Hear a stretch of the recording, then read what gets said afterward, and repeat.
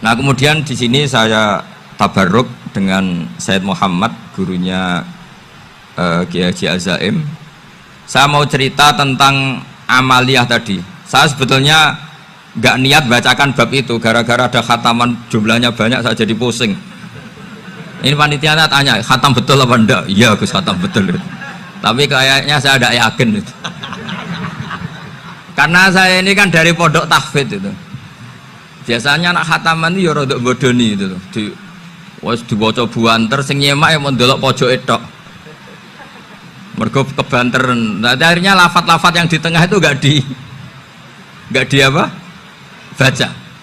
Tapi ya semoga dimaafkan Allah lah. Yang jelas itu enggak. Tapi saya mau cerita ya. Jadi cara berpikir Said Muhammad ini nanti juga saya teruskan di Ma'had Ali. Ini saya baca ya. Di antara yang diyakini madhab Malikiyah, ini saya baca saja teksnya.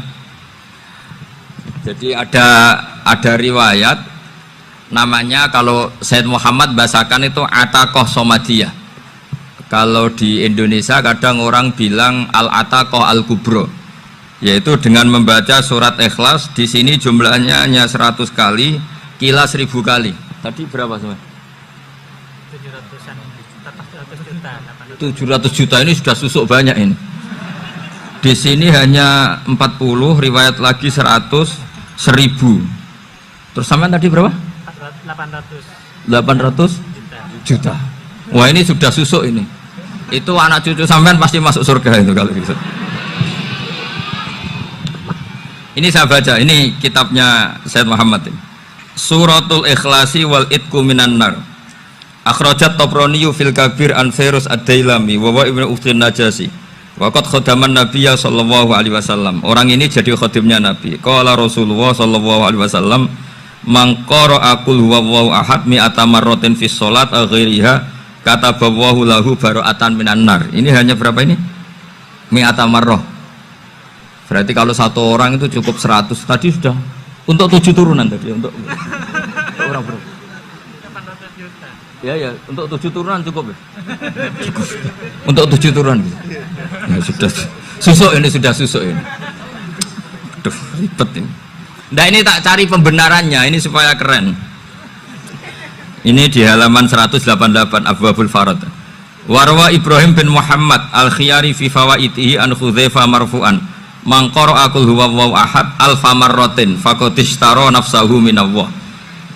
Berarti 100, ada riwayat lagi 1000. Nanti tak carikan lagi yang berapa? 1 miliar mungkin. Jangan banyak-banyak. Nah ini saya baca ya. Wa hadzal adatu huwa al-ma'rufu bi ataqatis somadiyah. Wa qad nassa jama'atun mutaakhiril malikiyah ala istihbabi ataqatis somadiyah. Wa haddu ala qiraatiha wa istimaliha. Minhum Asy-Syaikh Abdus Salam Al-Asmar sak terusé niku. Jadi kullu haula'i istahabbu ataqatas somadiyah ma'atirafi ba'dihim kal misnawi bisyiddati fi hadisiha. I'timadan ala anna hadza minal fadha'il allati yutasahalu fiha. Faman sa'a yasta'milaha raja'a khusula ma fiha fala ba'sa bidzalik ala syarti alla ya'taqida thubuta dzalika anin nabi sallallahu alaihi wasallam hatta la yaqa fil kitsbi alaihi. Jadi intinya itu silahkan Anda bikin jumlah sesuai versi Anda. Yang penting Anda jangan kampanye kalau itu perintah Kanjeng Nabi Muhammad sallallahu alaihi wasallam. Karena kalau kamu atasnamakan Nabi kemudian jumlahnya sampai 800 berapa? 800 juta, berarti Nabi mengajarkan masyaqqah pada umatnya. Jadi cukup yang riwayat itu di sini hanya 100 sama 1000. Jadi kalau jumlah tadi untuk 7 apa? Turunan. Jadi kamu harus ditutup dengan doa, ya Allah, semua itu bukan untuk saya tapi untuk 7 turunan. Tolong catat ya Allah. Karena itu. Jadi artinya gini loh ya, orang Indonesia yang sering mempraktekkan ataqoh somadiyah itu bukan tanpa dalil. Ternyata dalam madzhab Maliki, saya masih ingat ketika mbah saya kandung, bapaknya bapak, asmane Mbah Nur Syam, itu wasiatnya minta dibacakan 4000. Yang baca pas itu ya bapak sama anak-anaknya. Dan kemudian alhamdulillah zaman akhir itu mulai agak ngawur. Kalau ada acara itu wong liya kon maca anake mlebu metu gak melok maca. Itu keliru, saya jamin itu keliru. Saya sering kalau mimpin di rumah, kalau yasinan di tonggo-tonggo kok anaknya gak maca, saya keluar. Bapakmu wong liya kon maca, kata saya gitu. Jadi itu menurut saya itu yang jelas. Saya sampai ngisi begini, yang ada riwayatnya itu idza mata ibnu adam in qata amaluhu illa min salasin shadaqatin jariyah au ilmin yuntafa'u bi aw waladin sholihin yatullah. Itu tidak ada di hadis au kiyayin sholihin yatullah, kata. Yang ada itu awaladin apa? Sholihin. Jadi anaknya harus ikut, kalau ndak ada usah, kata. Akhirnya anaknya dawuh nggih Gus nggih. Akhirnya tak kei jagung paling akeh, kula mendet sithik. Wong aku ora anake kok. Kadang-kadang enggak, orang lain baca buahnya anaknya mau mlebu metu mau enggak no tamu mbek rokokan. Itu harus ditobatkan itu. Keliru itu. Karena nasnya bukan au kiyayin sholihin tapi awaladin sholihin. Ini bukan provokator, ini memang ya seperti itu. Nah, terus tentang tadi la ilaha illallah yang didawuhkan Gus Azaim. La ilaha illallah itu penting sekali, cuma saya mohon itu dielmoni lah. Jadi dulu kalimat ini menjadi spesial karena dielmoni, karena dimulai dari fa'lam annahu la ilaha illallah. Terusannya ayat tuh wastaghfir li dzambika walil mu'minina wal mu'minat. Saya ulang lagi ya. Terusannya ayat tuh wastaghfir li dzambika walil mu'minina wal mu'minat. Makanya menurut mazhab Sadili, kamu disuruh baca la ilaha illallah dulu, jangan istighfar dulu. Saya ulang lagi ya. Dalam mazhab Sadiliyah itu la ilaha illallah dulu, nggak boleh istighfar dulu. Alasannya masuk akal. Orang yang kafir 70 tahun itu sekali baca la ilaha illallah itu langsung yughfar lahum ma qad salaf.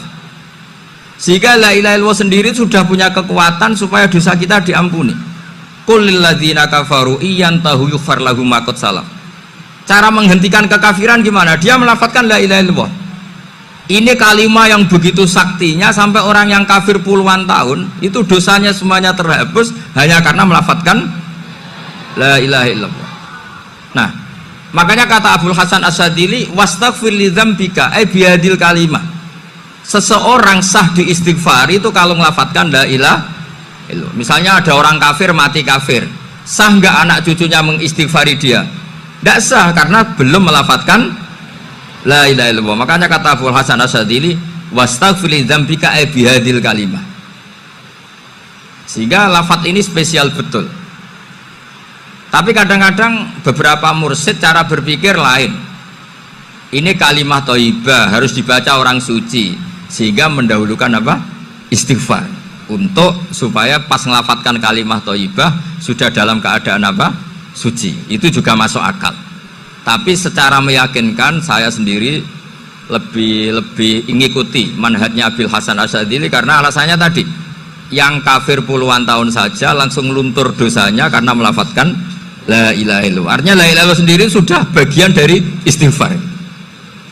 Nah, ya tadi buktinya fa'lam annahu la ilaha illallah terus wastaghfir li dzambika walil mu'minina. Jadi orang sah diistighfari itu setelah dipastikan sah tauhidnya. Jadi setelah tauhidnya sah yaitu la ilaha illallah baru sah apa?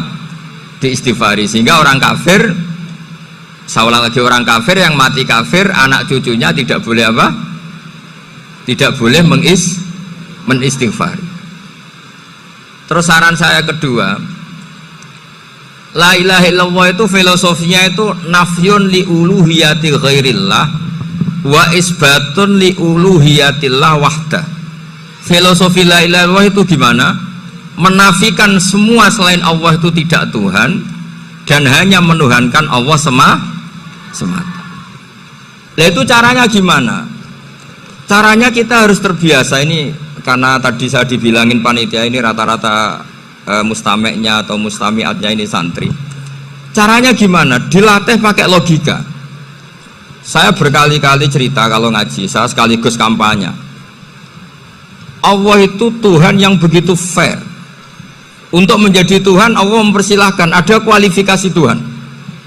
Jadi boleh dikompetisikan, itu boleh kata Allah. Nggak apa-apa kamu ngaku Tuhan gitu kata Allah. Tapi nak ngaku pangeran itu paling enggak ya direputasi lah. Ada verifikasinya. Dimulai dari apa? Ya kalau jadi Tuhan itu setidaknya bikin langit bumi lah. Aturannya gitu. Jadi kalau daftar bupati ya daftarlah ke KPU. Masa tahu-tahu jadi apa? Tuhan kemudian tidak punya prestasi bikin langit bumi. Sehingga Allah itu cara ngendikan itu ya fair. Qul ara'aitum ma tad'una min dunillah aruni madza khalaqu minal ardi am lahum syirkun fis samawat. Coba yang kamu tuhankan selain saya, prestasinya apa? Ketika saya bikin bumi itu apa ikut bikin? Terus am lahum syirkun fis samawat. Kalau bikin langit, kalau nggak bisa ya urun lah gitu. Urun semen apa urun bego, pokoknya urun lah gitu. Urun ora, gawe bumi ora, ngerti-ngerti ngaku dadi pangeran. Kul hatu burhanakum. Jadi ya kan ya lucu kan, misalnya syarat kiai di Salafiyah kan keluarga Kiai As'ad, cucunya ngaji ngalim. Orang keluarga Kiai As'ad terus aku kiai utama di Salafiyah. Oh mesti di penjara ya. Lah yo gak gawe langit bumi, gak ada prestasi terus ngaku sebagai apa? Tuhan.